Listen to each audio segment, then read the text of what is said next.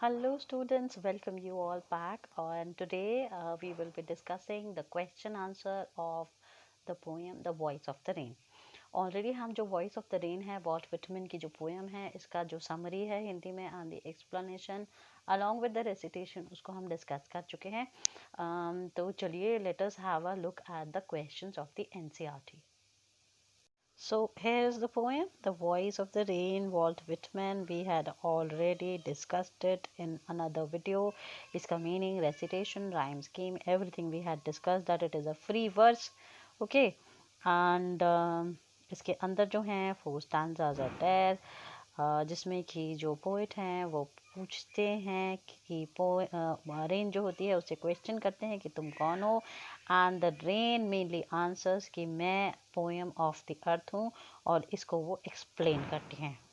Okay, and these are the questions of the poem. इसको अगर आप देखेंगे तो पहला क्वेश्चन बच्चों इसमें पूछा गया है that there are two voices in the poem, who do they belong to. Poem में कौन सी दो आवाजें हैं? One is of the poet and other is of the rain. Okay, then the second question is, what does the phrase strange to tell mean? Strange to tell means it was strange on the part of the rain to answer this question. ठीक है, उनसे पूछा है कि इसमें अजीब क्या था, तो एक्स्ट्रा ऑर्डिनरी बात ये थी कि पोइट ने पूछा कि तुम कौन हो, और जो जो रेन होती है, the rain drops answer this question, so this was strange thing, extraordinary thing. Okay, third question is there is a parallel drawn between rain and music. Music और रेन में पैरेलल ड्रॉ हुआ है, कौन से word से ये indicate होता है? ये सबसे पहले तो जब जो रेन होती है बोलती है आई am the poem of the earth, so there the music comes and then there is this line for song issuing from its birthplace, so तभी वो अपने आप को song बोलती है। so these two lines show that rain and music are analogous and there is a parallel. Okay, question number 4, how is the cyclic movement of rain brought out in the poem? compare it with what you have learned in science. तो science में आपने जो water है, जो rain का cycle है उसके बारे में क्या सीखा है, और यहाँ पर जो है रेन के साइकिल के बारे में क्या बताया गया है वो पूछा है। तो ऑब्वियसली यहाँ पर भी रेन ने ये कहा है कि I change my shape and yet I remain the same, और साइंस में भी हमने यही सीखा है कि वाटर जो होता है वो वाटर बॉडीज से, मतलब सी से, पॉन्ड से, रिवर्स से, जितनी भी वाटर बॉडीज़ हैं उन सभी जगहों से वो वेपर बनकर ऊपर जाता है, और फिर जो है ठंडा होकर क्लाउड बन जाता है, और कंडेंस होने के बाद वापस जब गर्मी पड़ती है तो बारिश होकर वो पानी बनकर वापस वाटर बॉडीज़ में मिल जाता है। So that is the cycle of the rain. Okay, so this is the movement explain in the poem and also this is what we have learned in the science. Fifth question, why are the two last lines put within bracket? लास्ट की दो लाइनें bracket में इसलिए डाली हैं क्योंकि वो जनरल ऑब्जर्वेशन है जो पोएट ने कही हैं सॉन्ग के बारे में, पोएम रेन के बारे में, और वो वॉइस ऑफ द रेन नहीं है। Alright, list the pair of opposites find in the poem. Poem के अंदर कौन से ऑपोजिट्स एंटोनिम से यूज हुए हैं? Day, night, wrecked and unwrecked, rise and descend. So these are the three antonyms which have been used. Okay, so that's it from the NCERT. इसके बाद जो है हम करेंगे दूसरे other important questions. So let's go back. Dear students, let us discuss some more other extra questions from this poem. All right, so I have another screen on which I have extra questions. I'll be discussing those extra questions with you here. Okay, तो एक है पहला question जो आता है in the form of extract भी आ सकता है, या फिर ये क्वेश्चन आ सकता है आपको इन the form of stand alone MCQs या फिर शॉर्ट क्वेश्चंस। ठीक है, सो किन दो लोगों के बीच में ये कॉन्वर्सेशन है? One is the poet and the other is the rain. Next question can be, what does the poet ask to the soft falling shower?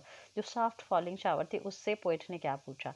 So you already know the answer. उसने पूछा who art दो, तुम कौन हो? ठीक है, अब ये ओल्ड इंग्लिश में भी पूछा जा सकता है और इंग्लिश जो नॉर्मल आज की मॉडर्न इंग्लिश है उसमें भी पूछा जा सकता है। उसमें हम क्या कहेंगे?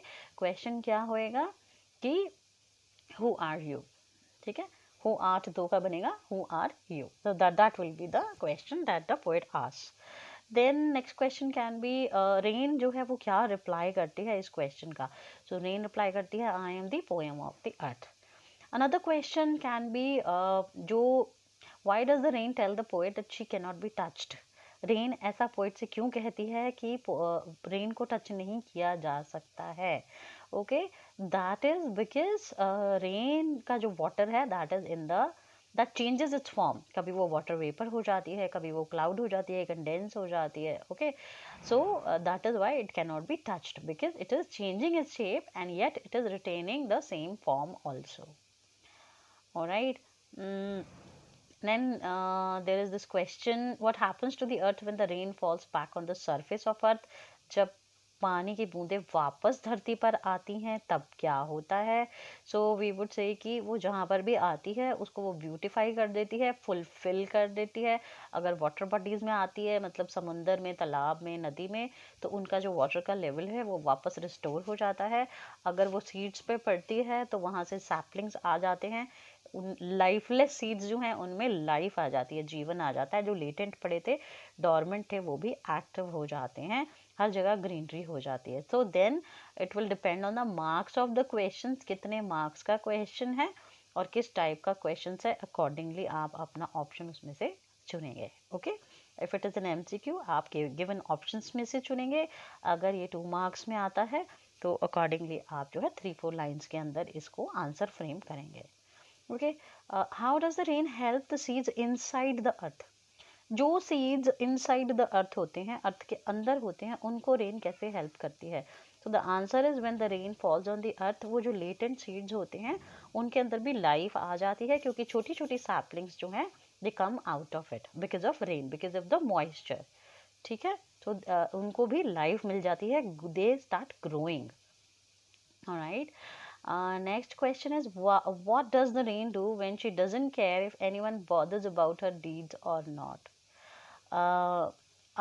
जो रेन होती है वो क्या करती है जब कोई भी ये बात ध्यान नहीं देता कि उसके क्या काम है. रेन आकर के कितनी सारे काम कर रही है, कितनी सारी साइकिल्स को चला रही है, लाइफ साइकिल्स को रन कर रही है. जब कोई उस पर ध्यान नहीं देता तो what does she do.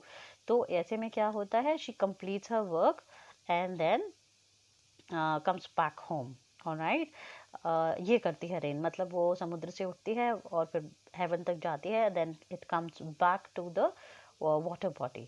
Okay, तो वो साइकिल में मूव करती रहती है. What does the poet compare the rain with. Compare किससे किया गया है, यू ऑलरेडी नो इट. इसमें आंसर क्या बनता है, song, music. Okay, so that is the answer. Next question here is from where does the song of the rain originate. ये originate कहाँ से होता है, स्टार्ट कहाँ से होता है.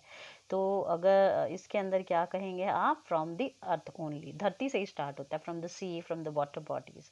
ओके, और फिर वो जो है हेवन तक जाता है and come back again in the form of a cycle, water cycle.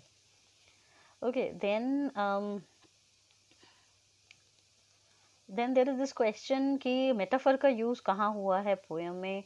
तो मेटाफर जो है यहाँ पर, आई am the poem of the earth. Poem of earth जो है ये भी एक मेटाफर है क्योंकि धरती का कोई संगीत नहीं होता है, but then it is a metaphor.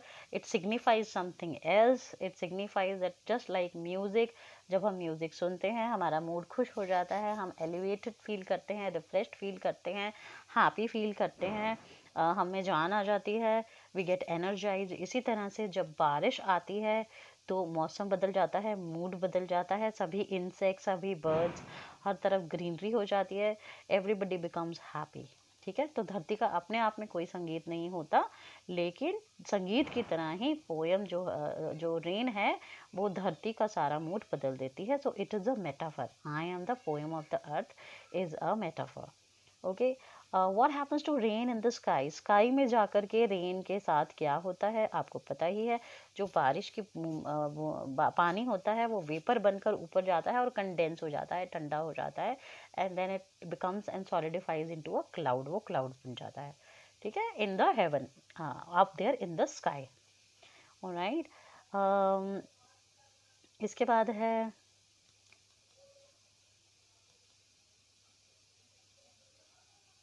what is the meaning of who art, though you already know, तुम कौन हो.